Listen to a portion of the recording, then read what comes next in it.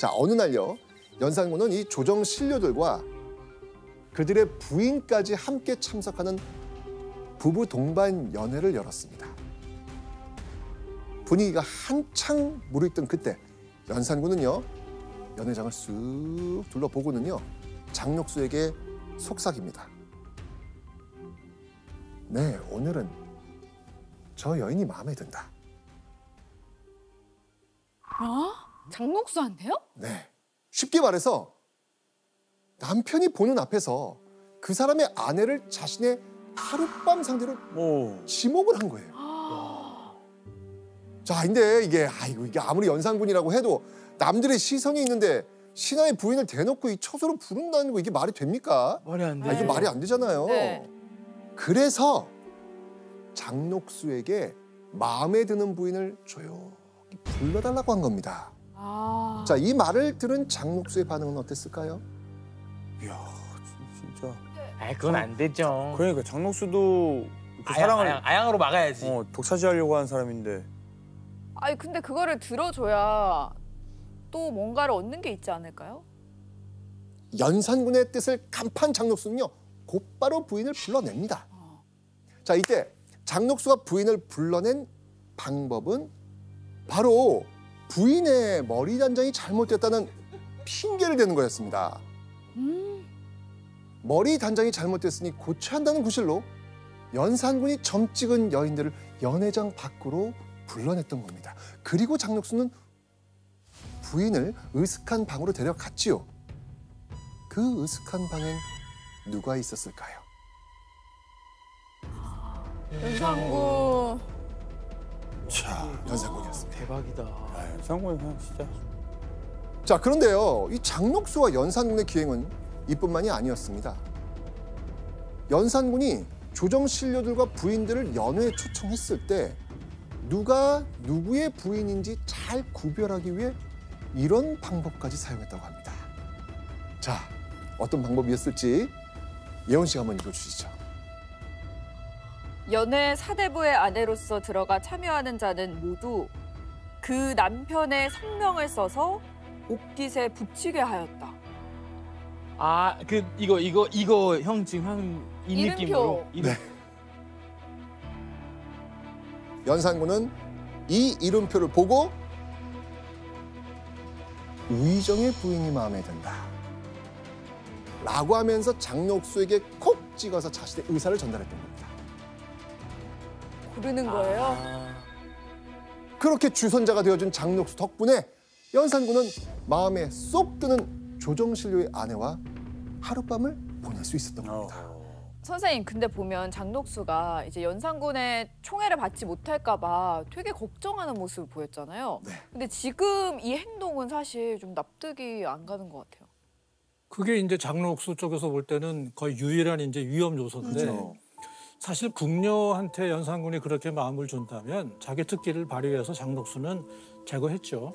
근데 지금 이 상황은 엄연한 양반 지금 고위 관료들의 부인들을 부르는 거기 때문에 궁 밖으로 못 나오고 궁중에 있다가 나왔다 이런 소문이 금방 퍼지거든요. 근데 이걸 역으로 보면 만약에 제가 당시 고관 대작의 부인이다. 어떻게 할까요? 저 같으면은 장녹수한테 미리 뇌물을 주고 나를 지목하더라도 빼주세요. 라고 했을 것 같아요. 뇌물도 그렇죠. 받으려고. 그러니까 장녹수는 시간이 지나면서 사랑은 별로 중요한 게 아니고 왕인 연산군의 권력을 내가 확실하게 장악하는 그것이 목적이었던 것 같아요. 진짜 듣고 보니까 이제 나중에는 그냥 이용만 했던 것 같아요. 뇌물을 받기 위해서. 그 뇌물을 얼마나 모으려고 계속 그렇게 모아야 그러니까. 되는지 모르겠네. 그래서 장녹수는요. 비윤리적인 행동에 적극적으로 동참하면서 연산군에게 더 큰 총애를 받았던 겁니다.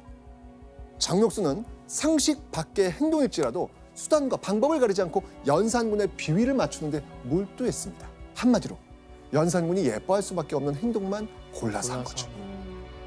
자, 그럼 연산군. 역시 우리 녹수가 최고구나. 내 마음을 아는 건 녹수뿐이다. 뭐 이러지 않았겠습니까? 그렇죠. 그죠?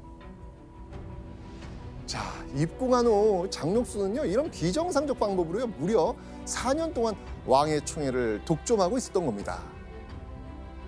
즉 4년간 장록수는요, 연산군이 편하게 기댈 수 있는 곳이었고요. 연산군은 또 장록수의 권력을 지켜주는 든든한 뒷배가 된 것이죠. 결국 두 사람은 서로에게 없어서는 안 될 존재가 되었던 겁니다. 자, 그러던 1505년 11월 연산군이 충격적인 명령을 내립니다. 피가 뚝뚝 떨어지는 사람의 잘린 머리를 궁궐의 흥청과 운평들에게 돌려보라고 한 겁니다.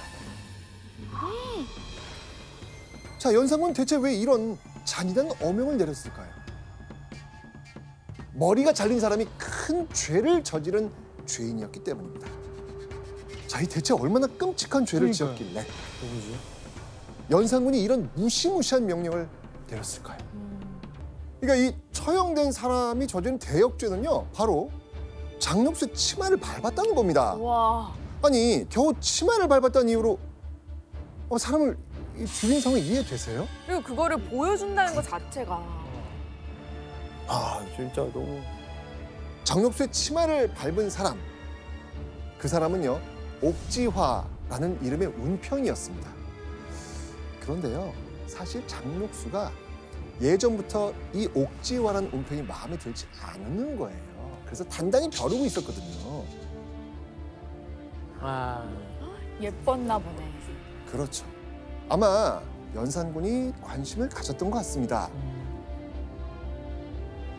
일어나거라.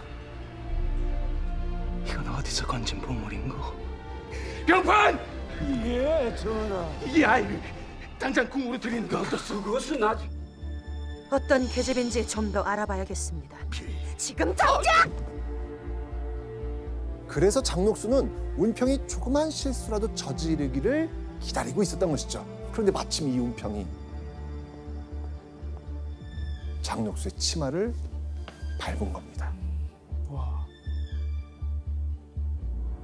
장록수는 옳다구나 싶어서 연산군한테 득달같이 달려가서 운평이 저지른 실수를 일러 바친 거죠. 아니 저 어떻게까지 조정한 거지? 와. 한 번쯤 연산군도 야 그건 좀 심하다 이렇게 할 법한데. 장록수의 치마폭에 푹 빠져 있었던 연산군은요, 말도 안 돼. 장록수에게 실수한 운평의 목을 베서 다른 이들의 본보기로 삼게 한 겁니다.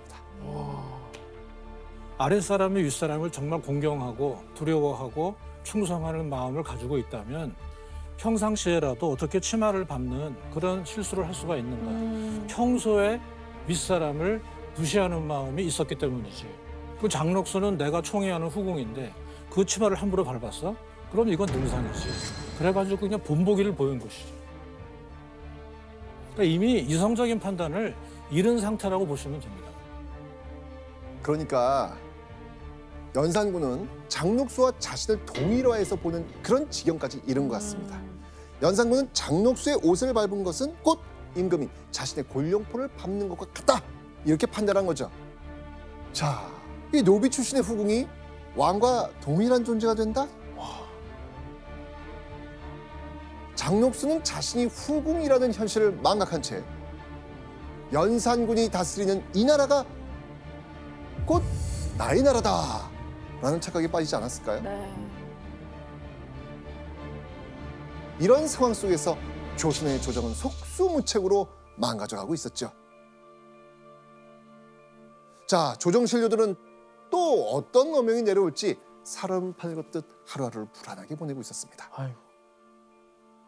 그러던 어느 날 연산군이 이 신료들의 입을 쩍 벌어지게 할 충격적인 명령을 또 내립니다.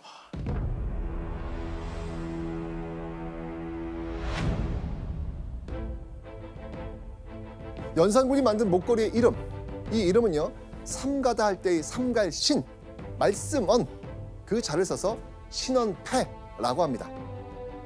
연산군은요, 궁궐의 모든 환관들과 신료들에게 이 신언패를 걸고 다니도록 했습니다.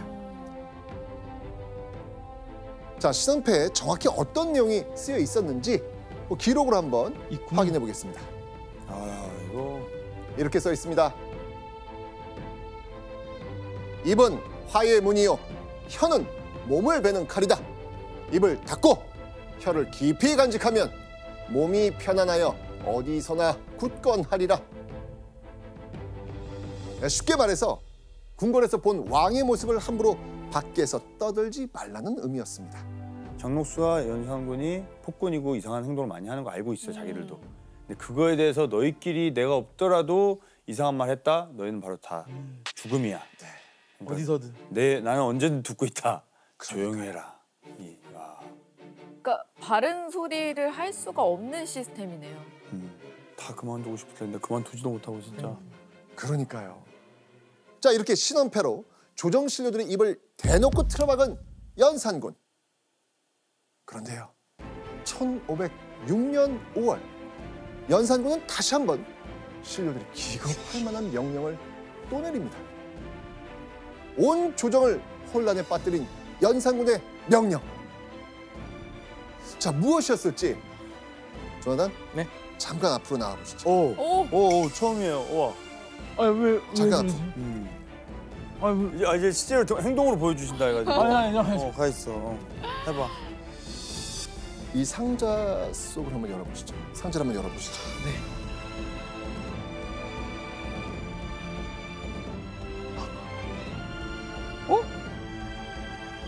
뭐예요? 이거 꺼내도 될까요? 네, 꺼내보시죠.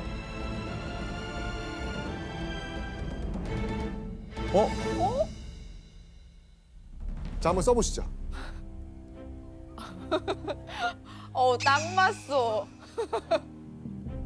자, 지금 조나단이 혹시 지금 쓰고 있는 거 이게 뭔지 아세요?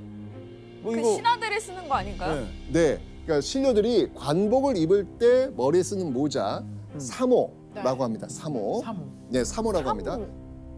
자, 그런데 모자의 그 한자가 네. 쓰인 종이가 붙어 있는데 종이에 쓰인 한자의 뜻. 모자 앞쪽에는요, 충. 충. 자, 뒤쪽에는 성이라고 쓰여 있습니다. 자, 그러니까 뭐예요? 충성. 그럼 충성. 맞습니다. 충성이라는 단어입니다. 우와. 이게 연산군이 조정 신료들에게 내린 충격적인 명령은 바로 충성이라는 단어를 새긴 모자를 쓰고 다니라는 것이었습니다. 아니 충성하라는 거잖아요. 네, 쉽게 말해서 이 충성 모자를 쓰고 출퇴근하라는 거예요. 저는 지금 이걸 써보니까 네. 조금 어린 아이 되는 느낌인 것 같아요. 뭔가 막 좀 굴욕적일 것 같아요. 굴욕. 민망하고. 아니 이제 뭐 상황에 따라서 저거 안 쓰면 죽는데 쓰겠지만 네. 와 진짜 자존심 엄청 상하는 상황. 그죠? 네. 자, 보세요. 지금 목에는 뭘 달았죠? 신원패. 신원패를. 머리는 충성 모자를 쓰고 다니는 이 우스꽝스러운 광경이 지금 궁궐에 펼쳐지고 있는 겁니다. 내가 왕으로서 신하의 충성을 정말 받으려면 인격적으로 대우를 해야 충성도 나오는 법인데 연산군은 이게 병적으로 심해지니까 무조건 강압적으로 누르고 모욕을 주고 굴욕을 주고라도 내 눈앞에서 복종하는 걸 자기가 왕권이 강하다고 이렇게 착각을 하고 있는 거죠. 근데 지금 약간 계속 이야기를 듣다 보니까 우리가 역사에 기록된 이 연산군의 폭군 이미지가 장록수로 인해서 더 심해진 것 같은 느낌도 들어요. 많이 심해졌죠. 그죠? 연산군은 장록수와 간신들에게 둘러싸인 채 매일 연회에 빠져 살았죠. 궁궐 연회는 흥청들의 춤과 노래가 꼭 빠지지 않았습니다. 연산군의 폭정이 절정에 이른 1506년, 흥청의 수가 어느 정도 됐을까요?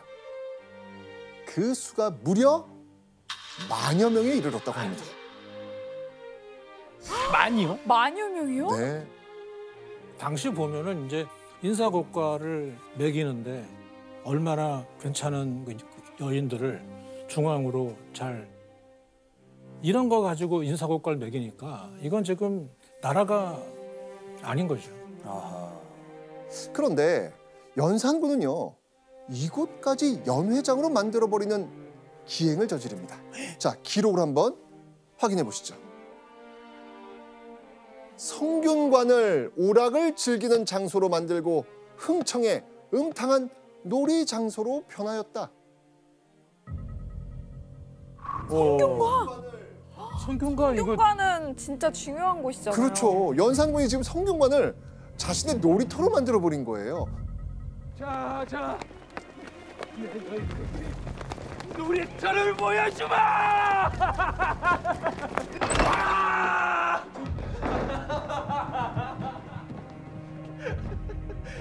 앞으로 함께 수확할 동문들을 소개할까 하오만.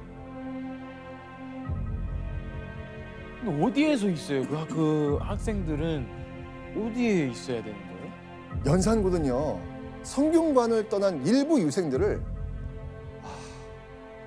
자신의 가마꾼으로 이용했다고 합니다. 에? 와. 들을수록 놀랍네요. 형 모든 그 신하들의 노비화가 되는 느낌이에요. 그렇죠. 야, 인재들을. 궁궐은 물론이고요, 성균관까지 연회장으로 변해버린 상황인 겁니다. 자, 이렇게 연산군과 장록수의 손에 나라의 기강은 완전히 무너져 내리고 있었습니다. 그러던 1506년 9월 2일, 천지가 개벽할 일이 벌어집니다. 동이 트기도 전인 캄캄한 새벽, 갑자기 장록수의 처소 바깥에서 소란스러운 소리가 들려옵니다. 물러서지 마라! 월문이 열렸다! 진격하라! 평소였다면 장록수는 누가 시끄럽게 걷느냐? 라고 호통을 쳤겠죠. 그런데 장록수는요, 뭔가 심상치 않은 일이 벌어진 듯한 느낌을 받습니다. 아하, 그날이 왔고. 중종 반정. 1506년 9월 2일, 연산군의 무자비한 폭정에 못 견딘 신료들이 반정이라는 최후의 수단을 꺼내든 겁니다. 풍요와 환관들은 황급히 궁궐 밖으로 빠져나가고 있었습니다. 심지어 궁궐을 지키는 군사들 역시 담을 넘어 도망가기 바빴죠. 궁궐을 장악한 반정 세력이 코앞에 닥친 순간, 과연 장록수는 어디에 있었을까요? 그러니까 그게 제일 궁금한데. 장록수. 우리 예전에 배웠던 그 인조 반정 때 네. 광해군의 옆에 있었던 김계시, 반정이 일어났을 때 김계시는 어디 있었죠? 반대파였잖아요. 그렇죠. 정보 주면서. 그렇죠. 그러면 그 장록수도 모두가 연산군을 버리고 도망칠 때 장록수는 5년간 동고동락한 연산군의 곁에 마지막까지 남기로 한 겁니다. 아, 같이 있었어요? 네. 근데 어쨌건 장록수 이때 심정은 이러지 않았을까요? 하늘을 찌르던 권세도 이제 여기서 끝이구나. 아마 자신의 최후를 직감했을 겁니다.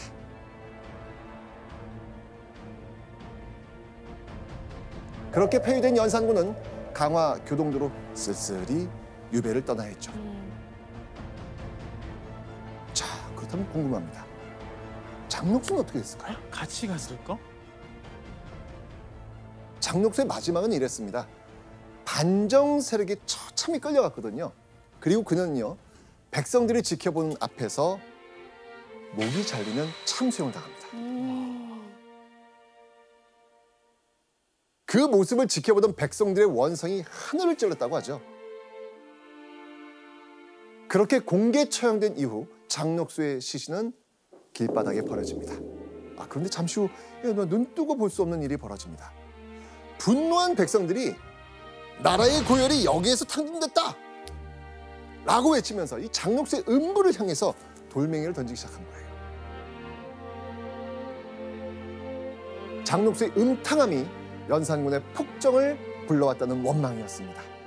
백성들이 장록수의 시신을 향해 얼마나 많은 돌을 던졌는지 잠깐 사이에 이 돌무더기를 이룰 정도였다고 하죠.